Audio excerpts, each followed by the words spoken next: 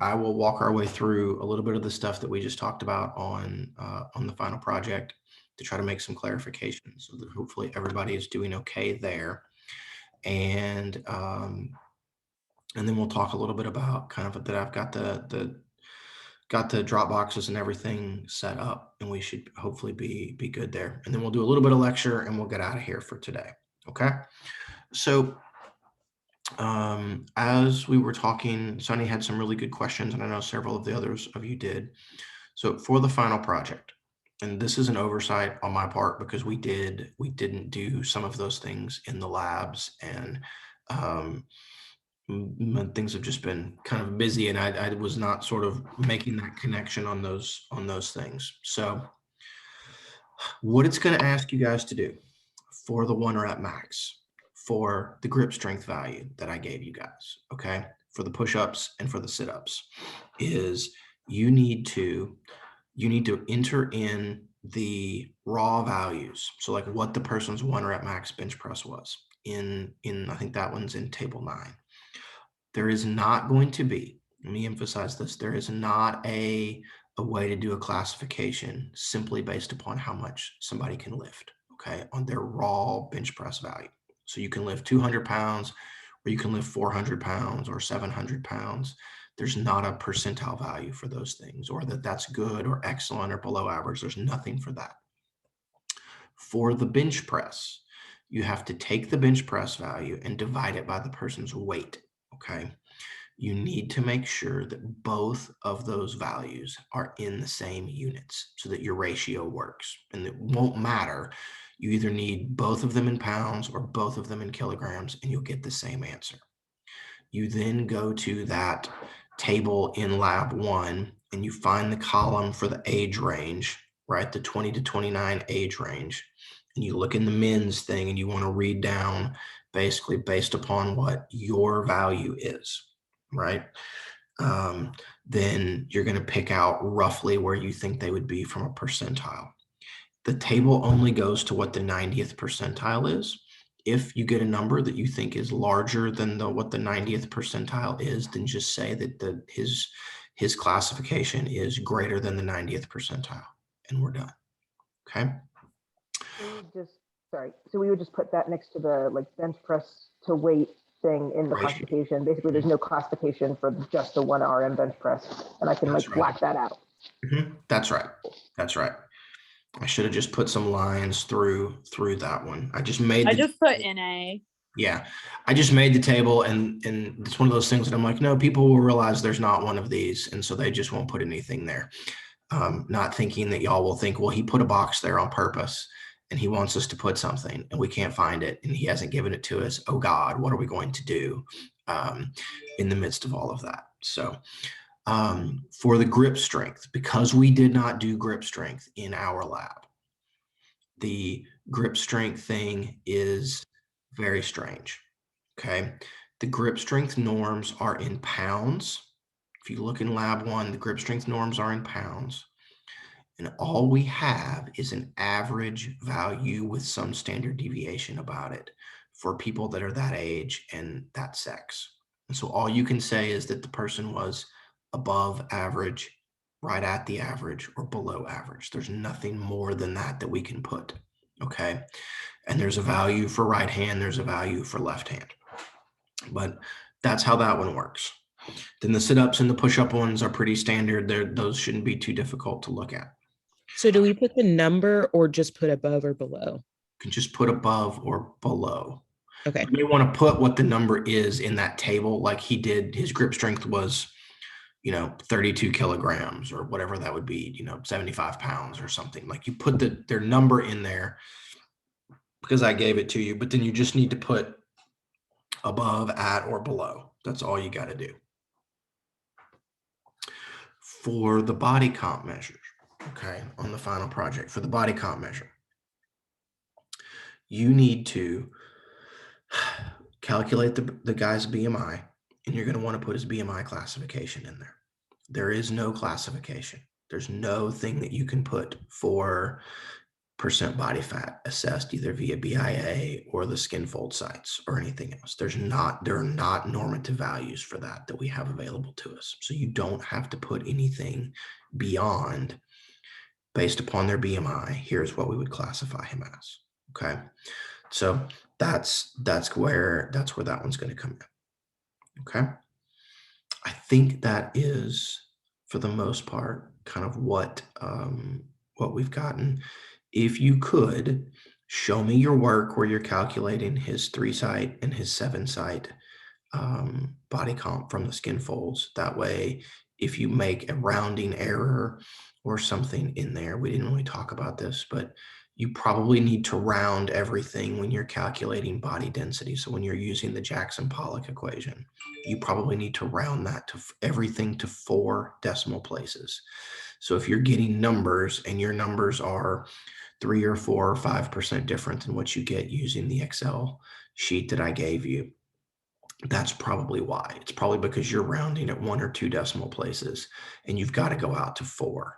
And so that small of a difference can have some relatively profound effects because the range of numbers is pretty small. Okay. So show me your work on all of that and on lab 3 where you're doing it with those things so that I can make sure that I can give you some level of partial credit or see what you've done if you get some number that's really kind of off and different from what I'm expecting it to be. Okay. Emma. So in so I know, so we would put in his like percent body fat in table 6, right? And then do you want us to go ahead and put it in again in table 11, even though there's no classifications? Yeah, go ahead and put it in there again, please. Okay. And then we don't have his BIA, right? Because that's the impedance one. No, it should be in there. Oh, I just probably just can't read, so never mind. Yep, his BIA is right above table 5 on page 3. Oh, okay. Yep, nope, I'm just blind. Cool, thanks. You got it. Okay, so what I'm learning is that what I'm going to need to do when we do this in the future is I should just pull up the thing and actually walk everybody through what it is that I'm looking for, in addition to changing a couple of those things to make it a little bit cleaner. So this is what we get for kind of, we messed around with this some in the spring, and now I'm learning. Okay, very good. Are there other questions about that? Other questions about lab 3? Other questions about the final project? Both of those things, the drop boxes have been set up. They're due tomorrow night, basically at midnight or at 11:59 tomorrow night. Okay. The test is posted. The answer sheet is posted. For everybody that had contacted me before about an hour ago, I think I have your test going out to you at the times you requested. So that would be both Taylor's, Cindy, Sunny, and Savannah. I have you guys set up. So I know that we've got a couple of others of you that are looking at things. Let me just look at this. Nope, it must have been, maybe it was Nia. Yep. Okay. Nia wanted it at a different time. So I'll get that. We'll get that squared away as well. Okay. A couple of you sent me your test things, your bonus things for the test this morning. I had entered your grades this morning. I was waiting until overnight and I hadn't gotten things from very many people. So I was just like, screw it, I'm entering them. If you send it to me before class today, then I'll get that added in and get it changed. For the rest of you, I feel like having a whole day to do this is a sufficient amount of time. And so if since I haven't gotten anything from some of you, your grade is just what it is at this point. What's posted is what it is. Okay. All right. I think that is everything. Yay, team. All right. Y'all want your last lecture in that way? You want me to just, I can just post the other one. We can just be like, peace out. And you guys can just listen to me talk from a different thing if you even really care, or you have the notes and you just want to go and and look at things, we can do that as well. So let me get it pulled up, and we'll kind of run through some things, because what we're going to talk about today are going to be some like low back pain and a couple of skeletal disorders and things, and they're relatively straightforward. And so it will not take a huge amount of stuff for us to kind of get through most of this. Okay, so let me do this. Let me share the screen, and here we go. Okay. No, what the crap is happening? All right, that's fine. So the four things that we're gonna spend a little bit of time talking about today are four sort of quote unquote skeletal disorders that I want you guys to be aware of, and a couple of them we can have some reasonably kind of good outcomes from doing physical activity. The other ones, the arthritis ones, we can't have too much of an effect on rheumatoid, but we can maybe get some better outcomes with osteo if we do a little bit. But those are going to be osteoporosis, two different kinds of arthritis, so osteoarthritis and rheumatoid arthritis, and then low back pain. All right, and low back pain is very nebulous. There's lots of different reasons that we can have low back pain. I'm going to show you guys a couple of the most common and things that are going to go on there, but low back pain is a huge deal from a clinical perspective. Okay, so what we've got here in this particular slide, we're going to start off talking about osteoporosis. Is you can see sort of bone anatomy. Okay, and so we've got cortical bone, we've got trabecular bone. Here, the trabecular is the spongy stuff in the middle. We've got some cortical bone out here on the outside, which is going to have much more calcium and minerals in it. Okay, and so bone is a really fascinating tissue in that it is plastic like muscles, and that it can be remodeled. And so we're always also in this state of you're resorbing some calcium out of the bones while also trying to lay down new calcium in the bones at the same time. And the one thing that physical activity can do for us is it can, if you are chronically engaging in physical activity and you're eating a sufficient amount of calcium, which most people do, we can tip the scale in some ways, and we can actually get our cortical bone and things, the cortical bone mineral density to be able to be increased. And so I'll show you guys a little bit about kind of the hows and the whys of all of this. But what happens with osteoporosis is that you are going to begin to lose cortical bone, especially. You're going to begin to lose calcium out of this sort of the more kind of dense and hard part of the bone. And as that happens, the bones become brittle. They become much easier to break. Okay.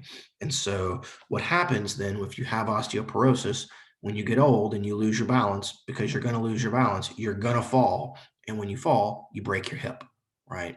We could take any one of you, if you've got a roommate or somebody else that's around there, they could come over and we could be like, push them over, right? Have them fall down and land on their hip. They're probably going to be fine. You take an 80-year-old woman, you push her over and she falls, she's probably going to break her hip. It's because she has osteoporosis and she's got less calcium in those bones. Okay. And the reason that happens is due to this idea of what we call bone remodeling. Okay. And so your bones are not just what you see, like when you look at a cadaver or when you find a bone from something that's died, right? Your bones have all these different cells on them. And so the two kinds of cells that we really care about, okay, are going to be osteoclasts and osteoblasts. And there is a battle that is always going on between the osteoclast and the osteoblast. The osteoblasts are cells that are going to deposit new calcium and mineral and make your bones bigger and stronger. And the osteoclast is going to be a cell whose job is to grab on there, break down that bone, pull the calcium out so you can go use that calcium someplace else. Okay. And so with osteoporosis, we begin to lose a lot of the signal, which in women, estrogen is one of the primary driving signals. It's much more complicated than just straight estrogen, but that's one of the primary things. We lose the input of estrogen on osteoblast, and we lose the inhibitory effect of estrogen on osteoclasts And so in postmenopausal women, what tends to happen is the activity of osteoclasts go up, the activity of osteoblasts go down. And so you begin to pull calcium and these minerals out of your bones. And it's not an immediate problem, right? If you start going through menopause in your late 40s or early 50s, it's not immediately a problem. But in 20 years of all of that, it may begin to be a problem. Okay. And so this is one of the good things, that physical activity and loading and sort of having force being transmitted across the bones, which is what happens every time you walk or jump or something, that stimulates the osteoblasts. And so while we can't always completely prevent osteoporosis in older women, just by having them do physical activity, it can go a long way to helping us out. Okay. So when we look at these things, if you look at kind of the bone matrix, and so here's a blow up, and this picture, for whatever reason, always freaks me out, and I don't know why. But if you look in the neck of the femur here, kind of right where it's making contact in the acetabulum, here's this normal deposits of things, kind of normal bone mineral density. It looks like this. And then in an osteoporotic woman, it looks like this. So this much more honeycombed, much larger pores, much more brittle. And so you can imagine, if I was going to try to smash those things together to break something, it's much, much easier to break this than it is to break this. Okay. And so one of the ways that we know what your bone mineral density is by doing a DEXA scan. So this is the DEXA scan that we use. It will also give us percent body fat and lean tissue mass and those things. One of its other real values is it can tell us in a very kind of bone by bone, site specific manner, it can tell us what your bone mineral density is. And it can tell us more about kind of what's going on here in the neck of the femur. It can tell us what's going on in the spine, in your wrist, which are things that are also very commonly broken in your ankles. You pick a bone and it will tell us. Okay. And the way that we do all of this is they have these tables that they've laid out, kind of like everything else that we've done in lab. They have these normative tables. And so you would go in and you would get scanned. Okay, so let's say, I don't know, Emma's the first person on my thing that I can see here. Emma goes in and Emma gets a scan. Okay, and we get some value for how much bone mineral density Emma has. Okay, and we're going to look, let's say, in the neck of her femur. And so what we then do is it's going to be in grams per cubic centimeter, or grams per square centimeter, is we take that value and then we compare that value to this normative table across that's been put together by testing hundreds of thousands of women. And what we figure out is the higher your value, in essence, it can tell you, are you within, like, are you at average, or how many standard deviations above or below kind of the average your bone mineral density is going to be. And so we do some fancy statistical calculations on those things. We get something called a z-score, which is basically just a way of saying how many standard deviations above or below the mean are you. Okay. And so if you have higher values, like this person, here's a 68-year-old woman who's not osteoporotic. Her value is kind of right here in the green. She's kind of right at average for everything. So she doesn't have osteoporosis. This is good. Okay. Here we have a woman who over here is a 74-year-old woman. You will note how her scans look a little bit darker. Her value is way, way down here. Okay. She is about she's about 3 standard deviations below the mean. And so you normally have to get to kind of right at 2 to 2.5 standard deviations below the mean for you to be considered osteoporotic. Now there's a range in the middle where we're going to call you something called osteopenic, which just means that you're lower, but you're not osteoporotic yet. You're kind of on your way. All right. So that's how we do this. The problem that we have for a lot of women is you just get compared to the norms. You don't ever get compared to yourself, because lots of women, when they're y'all's age, they don't go and get a DEXA scan. They don't know what their bone mineral density is when they're in their early to mid 20s. And you may say, well, Dr. Black, why does that matter? And it matters because you guys are kind of right at the age, or soon to be near the age, when bone mineral density tends to peak in women. Okay. And guys, it's a little bit different. We don't have a lot of the same kind of problems because we don't have estrogen. But in women, usually bone mineral density tends to peak between the ages of 18 to 20 to maybe up to 30, but most women are going to be somewhere like the 18 to 25 range is when you're going to have your peak bone mineral density. Okay. It's when your estrogen levels are going to be highest. It's when your physical activity tends to be highest. And those kind of things combined together are going to drive your kind of this increase in your bone mineral density. What your bone mineral density is right now matters as well, because if this is when it's going to peak, then you need to try to make it as high as you possibly can right now. You need to try to push and push and push and get it up as high as possible now, because it is inevitably going to begin to decline, ladies, as you age. Even if you're going to stay active, once you go through menopause, then even with activity, it's still going to fall off some, and you want to have as much sort of distance to be able to fall down before it's going to get to that osteoporotic range, if possible. So that's my push, ladies. Everybody go do squats today.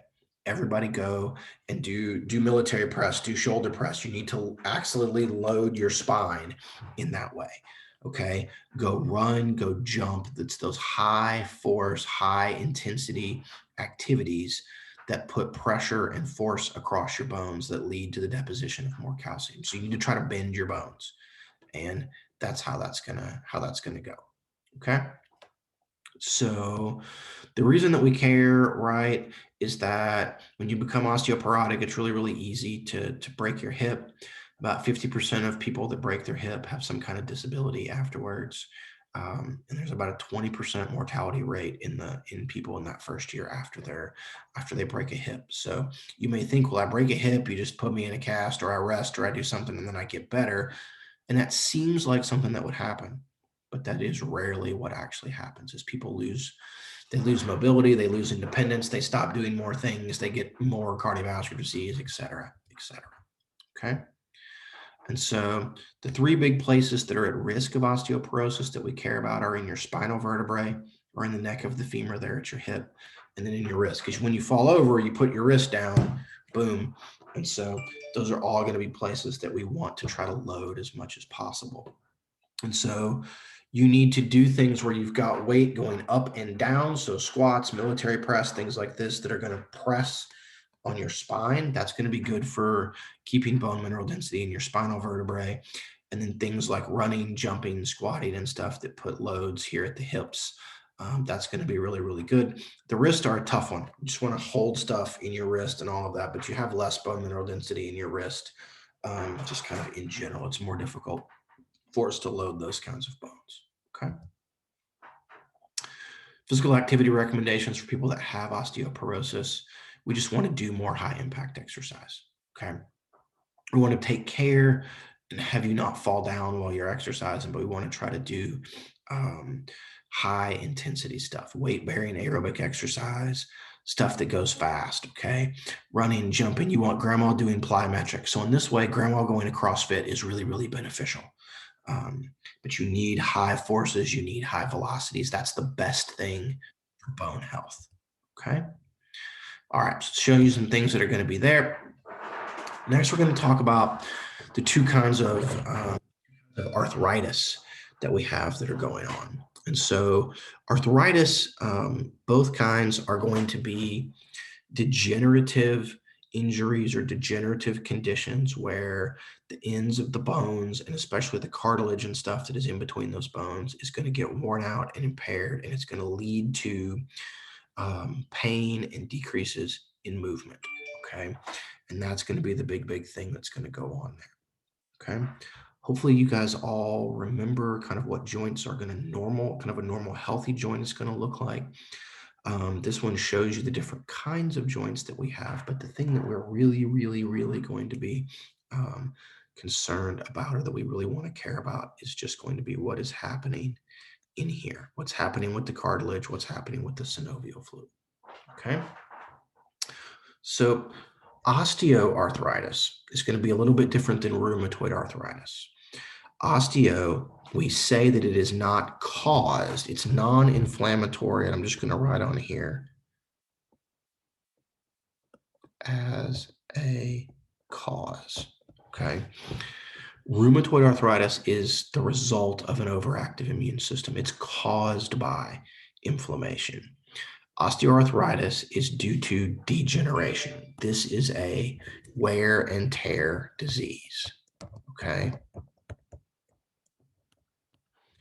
Now, once you get osteoarthritis, once you get degeneration in those joints, it may be accompanied by some level of inflammation. You may have swelling in those joints and things, but the swelling and the inflammation is not the root cause of the arthritis.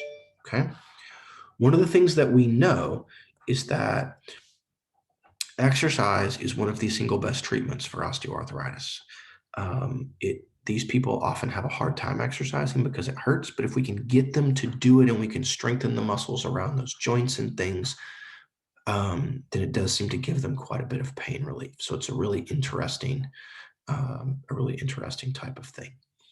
So here's a normal functioning healthy joint. Here's an osteoarthritic joint. And I want you to note how here and here, the cartilaginous pads have basically been worn out completely. And so because of that, you've been getting bone on bone, where the bones are going to run on the top of each other. And then that's going to lead to degeneration at the ends of the bones, development of bone spurs, and a bunch of things that are really, really, really going to end up being painful and not good. Okay. Okay. So what you can see in some of this, right, we've got the person's right leg and their left leg, and you will see all this sort of space and space. This one looks a little better with some space, but you see this one, how there's practically no space in there. That one's going to be much more severely arthritic than the one where there is this more natural sort of space. Okay. For osteoarthritis, the treatments are kind of few and far between. We try to give people painkillers. We give them NSAID drugs. They can give you an articular steroid injection. So they will give you a cortisone injection into the joint. So I had 3 of those in my neck a few years ago. When I had some nerve pain, I have bone spurs and stuff in there. But they can give you, I've had one in my shoulder from playing baseball a bunch, and that can give you some temporary relief. You feel better for a while. But one of the other big kind of ways to treat it is to have people lose weight. A big risk factor for the development of osteoarthritis is being obese. And so you have too much weight, it's going to put extra pressure on those joints. Unfortunately, at the end of the day, probably the one thing that's going to happen in people that have very advanced osteoarthritis is they're going to have joint replacement surgery. What you can see over here, this is a knee replacement. This is an artificial knee. And so what happens is they take this little thing and they hook this end onto the tibia. There's another piece that's going to sit in here on this end. They're going to hook that to the end of the femur. They put those bad boys together and you have a brand new joint. So if you want to see something wild, go get on YouTube and look up knee replacement surgery and watch the orthopedic guys get out their hammers and their saws and sort of cut things at the end of the femur and the tibia and then take the artificial joint and hammer that shit in. And it is wildly invasive and wildly, you're like, oh my God, they're doing this to a person, kinds of things. But you do this, and then magically, once the person is, up and moving, they feel great because there's no more bone on bone interaction. And all of the things that were causing them, the original amount of pain from the arthritis is gone. They fixed the joint. Okay. Now, recovery takes a while because they've literally had stuff hammered into their bone and there's a lot of tissue damage and stuff from all of that. But they feel a lot better. And so the problem with knee replacements and hip replacements has been that in the past, the replacement joints would last 5 years, 8 years, 10 years. You'd have to have them done. Again, we're getting better and better. Those things are getting better and better where you can make it a longer period of time. My father-in-law has had one hip replaced twice. He's had the other hip replaced once. And so he would want me to tell you that, once he gets the surgery, he feels a lot better, that, the things get really degenerative, and it can be really, really painful. And so the replacement is a very good deal. So, Emma. Okay, so I have a couple questions. Firstly, I imagine that if you inject something into the joint, like, doesn't that hurt like a lot? It depends upon the location of the joint. I can tell you that when they gave me the cortisone injection in my shoulder, that I had to lay down, and they had a nurse that essentially tried to pull my shoulder joint out of socket. And they Nice. pulled like this, and I had to relax while they did it in an effort to open the glenohumeral joint up to be able to get the needle in. I also had a dumbass radiologist before, I guess this was after I'd had the cortisone injection. They were wondering if I had torn my rotator cuff. And this was, of course, when I was in college. So this was in like the mid 90s. And the guy had never done dye injection for his MRI before. And he thought I would be a good guinea pig. And he gave me local anesthetic, and then was trying to jam a giant needle into the joint capsule in effort to inject dye in there to get a better image on my rotator cuff to see if it was torn. And I kid you not, he spent an hour and a half doing it. And by the end of the hour and a half, a lot of the anesthetic was beginning to wear off. And then, any of you that have ever had anatomy, do you know what happens, right? When you go to supinate, it turns the head of your humerus, and it actually opens the joint up more. And he was like, oh, well, sort of turn your arm like this. And we did things, and the thing like falls right in there. And I'm like, I'm literally going to kill you. And then all of it turned out that I had not torn my rotator cuff.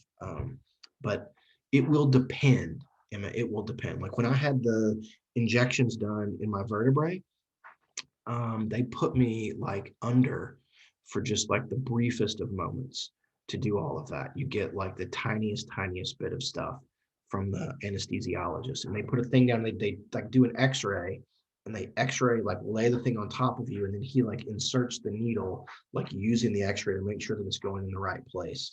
In the knees, it's not that big a deal. I think they just jam the thing in there, and here we go. If you want some local or not, I would take the local, but I mean, the alternative is what exactly? You're already in a bunch of pain. What's a little bit more, right? So. I mean, I suppose that's a good point. I also had another question. I remember I was talking to my anatomy prof when I took anatomy this past semester about like hip replacements. And he was talking about how sometimes they'll like replace a whole chunk of the bone too, especially if it's like really osteoporotic. Will they do that with other joint replacements too? And what do they replace it with? Does that make recovery longer? I'm so confused. So I am aware that that is a thing that can happen. I'm not super well versed in all of that. I know that sometimes like at the knees, like on the femur and stuff, if there's enough degeneration, they have to either like kind of sand down, or they will sometimes cut. They need a nice sort of solid, relatively kind of flat surface to be able to hammer the thing in and glue it in to get it to bond really, really well. My guess is that they have stuff that just kind of functions like artificial bone, basically.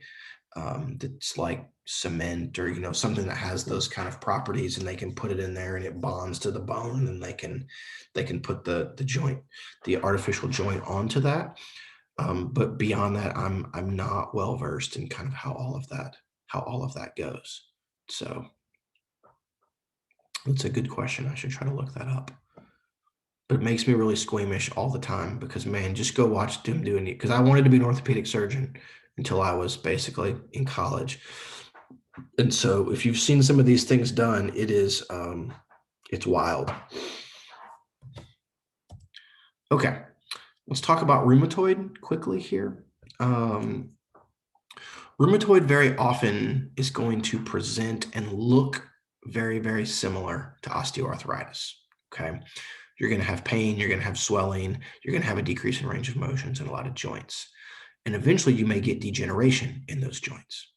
But the actual root cause is very different. If osteo is a wear and tear thing, like you've just done a bunch of stuff in your life, you've done kind of a job or something where you've had to do repetitive things over and over again, it wears them out. Rheumatoid is an autoimmune disorder. Okay, this is an autoimmune disorder.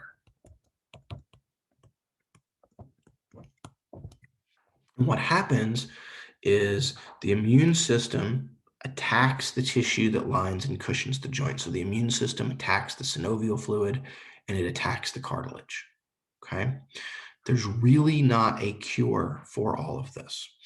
So when the immune system attacks, you get swelling, you get the accumulation of these antibodies and things in there, and that can then attack the ends of the bones and the joints, and you can eventually end up kind of with osteoarthritis as kind of end stage rheumatoid.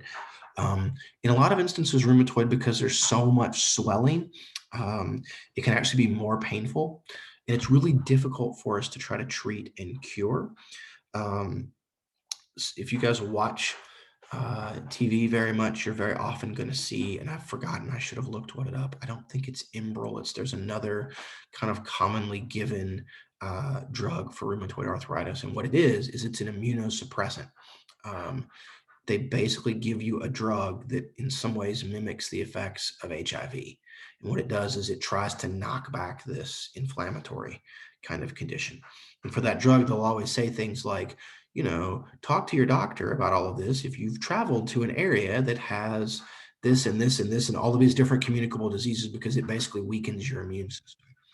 And so the idea is that I can knock the inflammation back, though, and I will be in less pain and I can have better quality of life.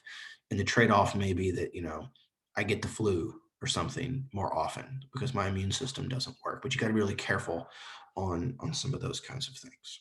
Okay. So with this, you tend to see lots of lumps and bumps and things that kind of look sideways. You guys will note what we see here, these nodules. You oftentimes will see rheumatoid stuff a lot in people's fingers, and they'll have really, really sort of swollen joints and things that are going to be there. You may have swollen knee joints a lot. And so you tend to get osteoarthritis in the joints that we use very, very often. So you see a lot in the hips and the knees and things, but you're going to see rheumatoid in potentially in any kind of joint around the body. Okay. And so here's our healthy joint over on this side. And then here's the one where we've got all of this messy inflammatory response that's going on. You've got a bunch of inflammatory cells. So you've got macrophages and neutrophils and things, these white blood cells that are going to come infiltrate their way in here. They're going to release a whole bunch of cytokines. They're going to call in a bunch of fluid, okay, which you're going to get this hyperplasmic synovium. You're going to get these things that are going to be there. And then they begin to attack and they begin to erode the cartilage here and the ends of the bones. So at the end of the day, if you have this long enough, it ends up looking like osteoarthritis with the rheumatoid on top of it. So you end up in the same place where you've eroded your cartilage, you've eroded the bone, and you have that degeneration. But in addition to all of that, you also have all of this extra inflammation from the autoimmune disorder, which is going to be extra painful. Okay. So one of the things that we try to do in people that have rheumatoid, especially if they have rheumatoid in their hands, is you try to have people do some kind of low intensity range of motion exercises. Like a lot of different things, you clear fluid, you clear immune fluid through lymph tissue, right? I don't know if you guys remember anything about the lymphatic systems and how immune cells and immune fluid and stuff moves through the lymph system. But the lymph system is very much like veins in that stuff moves through your lymph by like contractions and by changes in pressure. And so doing movement is going to induce some muscle contractions, raise some pressure, and it's going to help kind of move things. And so one of the ways to try to help clear some of that edema that's associated with rheumatoid arthritis is to just flex your joints, okay? Move them around, flex them. And if you've got a particular joint, now doing that movement may hurt.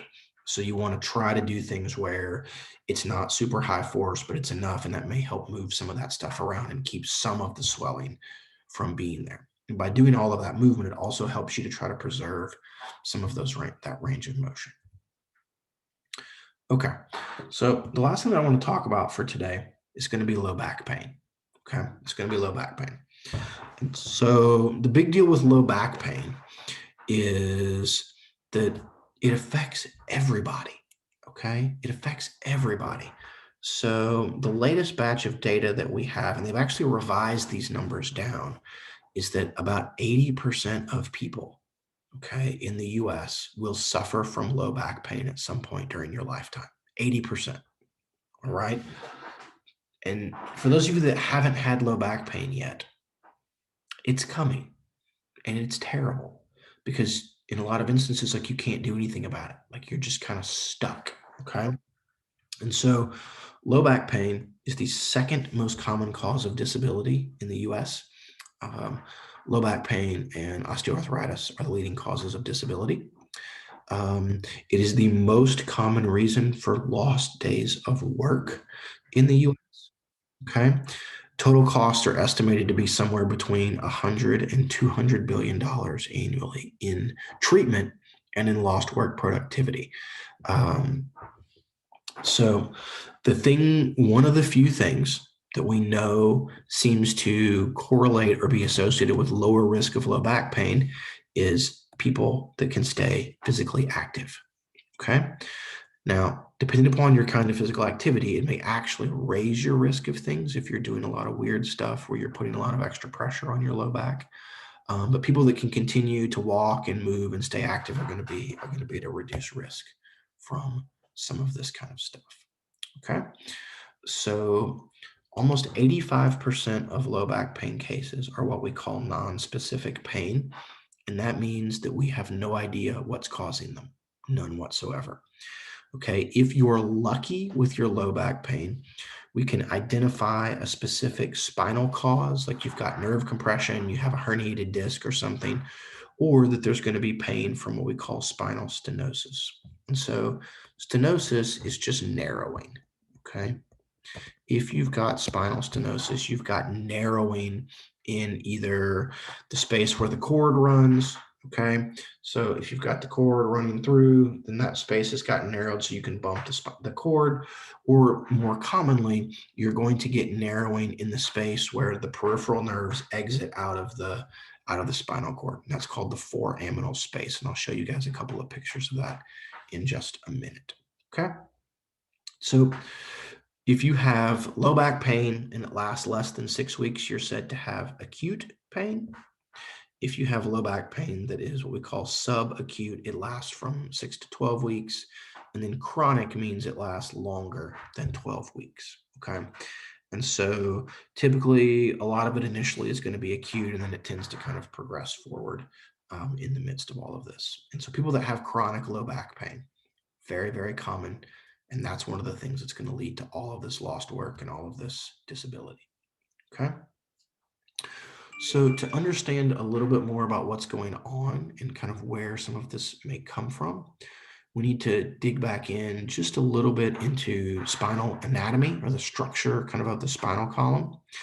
And so what you will note in all of this, right, is here's the vertebral column. And then in yellow, you will note all of these nerves that are exiting the spinal cord. And so what tends to happen if we've got a top-down look at one of this whole thing is the vertebrae. Here you've got the spinal cord in the middle. Here you've got these major branches, right, for the peripheral nerves that are going to exit out. Okay. This space here and here is called the foraminal space. And then what you see here is the cartilaginous disc that's going to sit between one vertebrae and the next. And then you've got your various spinous processes or spiny processes that are going to come off the back or the dorsal side of your vertebrae here. Okay. So for a lot of people that have low back pain, what's going to happen is something happens and you narrow this space down here or here. Okay. And something bumps on or presses on those nerves, and then that leads to the pain. In some rare instances, you may get something going on in here with the spinal cord, although if you've got something there, that's a real kind of serious issue, which you see narrowing or stenosis in these particular places that are going to be here.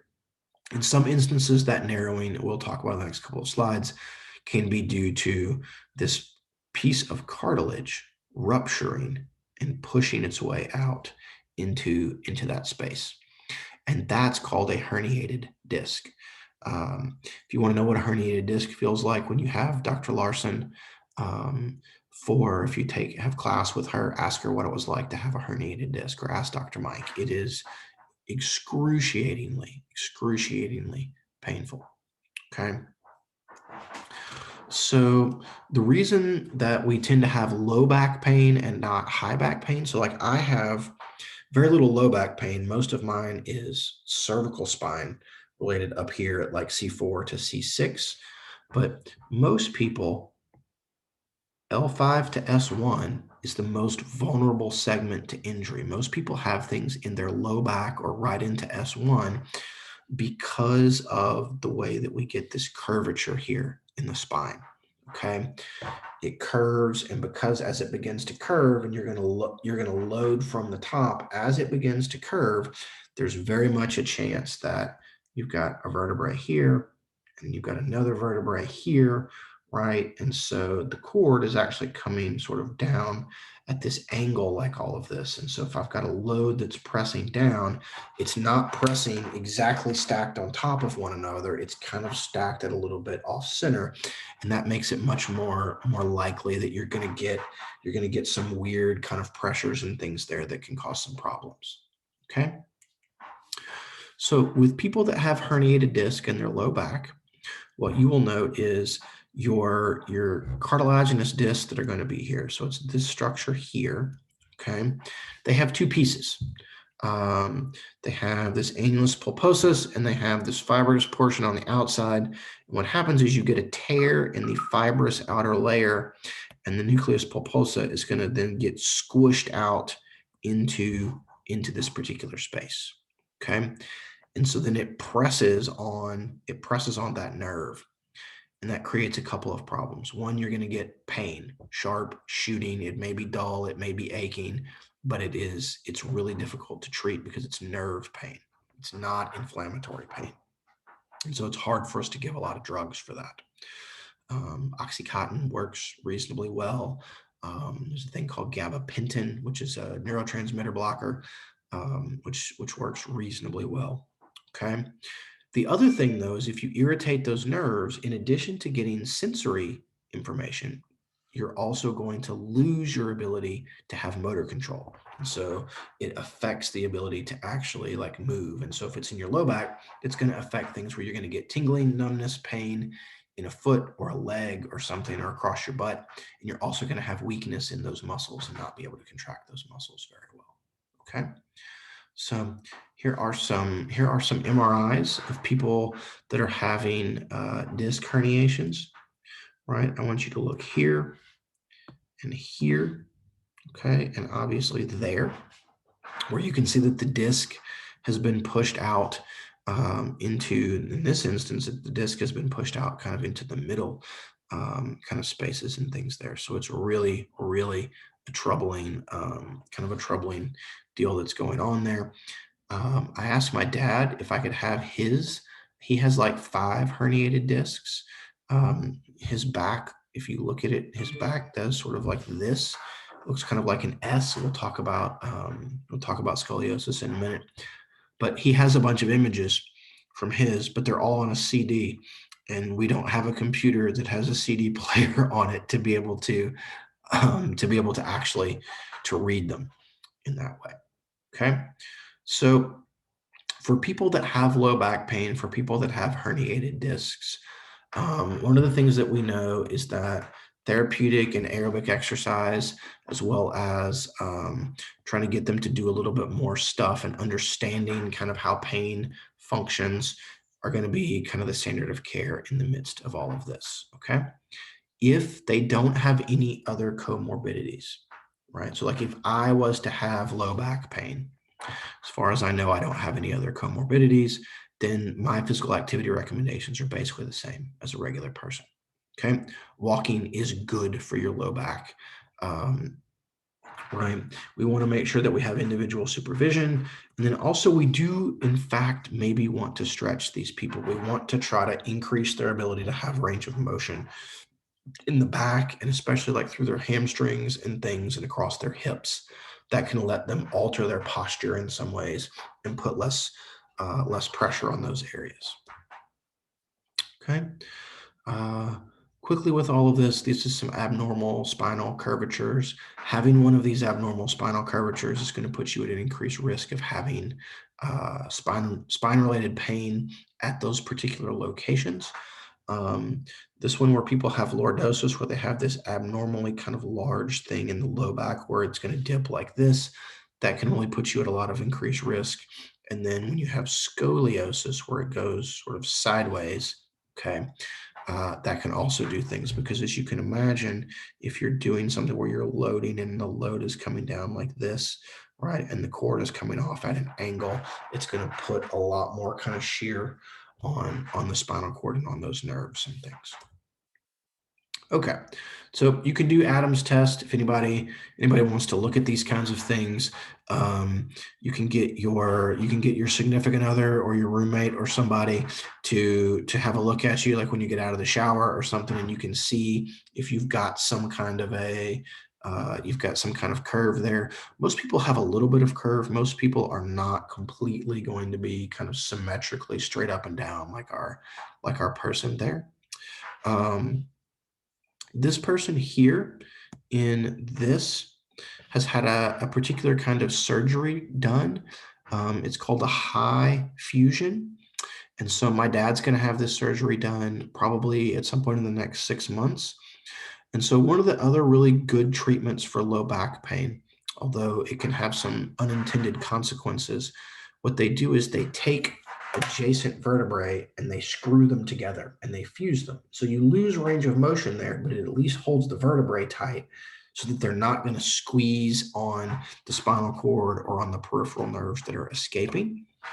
Similarly, if you've got a person that has lots of scoliosis, what they're going to try to do here is kind of freeze or trap these things there, and they're going to go up and try to straighten you up a little bit. My wife's aunt had this surgery done, and she got 3 inches taller immediately from having had the surgery, because her spine was on, so she had kind of shrunk down. So this one, having high fusion like this is going to really, really limit upper body kind of range of motion. It's much more difficult to kind of bend over and like touch your toes and tie your shoes and do some things, but it can give you a lot of relief if you've got a lot of pain due to all of that scoliosis. Okay, we got some of those things. Beautiful. Okay, so guys, that is what I've got for class. Oh, I see that I have chat things. So dye injections, Chandler's had a dye injection. It was not my favorite thing to do, that's for sure. And Jessica has probably seen some ortho surgeries. It's a wild thing for people to have done. Okay, so let me stop sharing. Okay.